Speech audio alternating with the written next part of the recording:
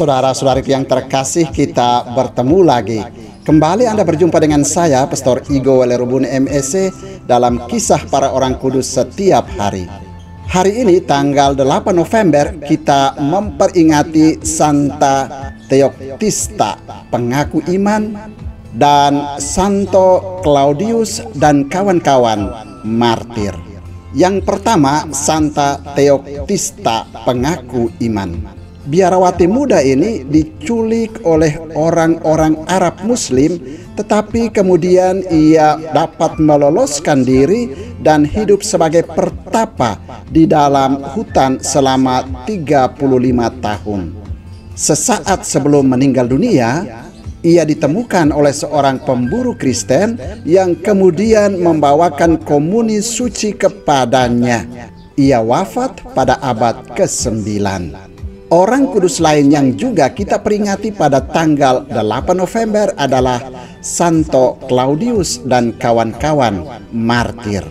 Claudius, Nikostrat, Simporian, dan Castor dikenal sebagai pemahat Kristen yang terkenal. Hasil pahatan mereka laris di kalangan bangsawan Romawi, tidak terkecuali kaisar. Biasanya sebelum mereka bekerja, mereka selalu membuat tanda salib untuk memohon bantuan Tuhan agar karya mereka dapat berhasil dengan baik. Kebiasaan mereka ini secara diam-diam diperhatikan oleh kawan-kawan mereka.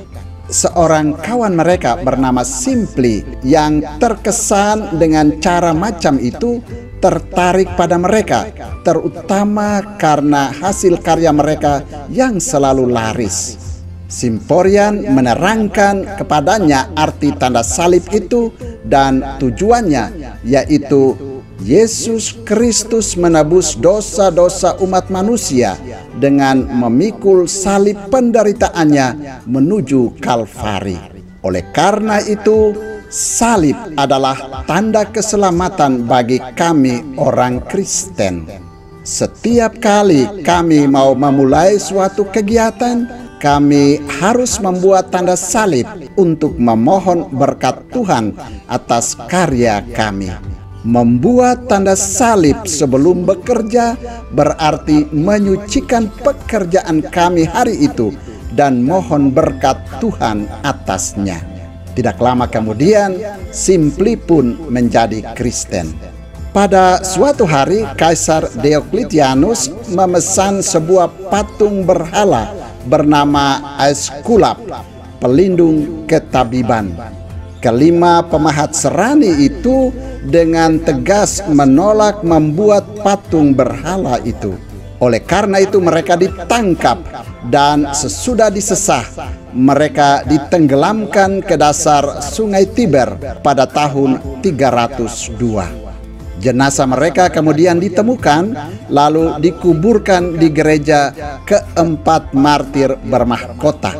Kuburan mereka ada di Roma, di dalam gereja yang ditahbiskan untuk menghormati mereka itu.